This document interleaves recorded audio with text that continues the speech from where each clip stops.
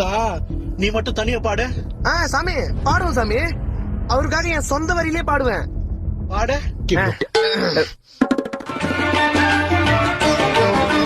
11 மாதம் பாவியா இருந்த கார்த்திகை மாதம் மாலை அணிந்த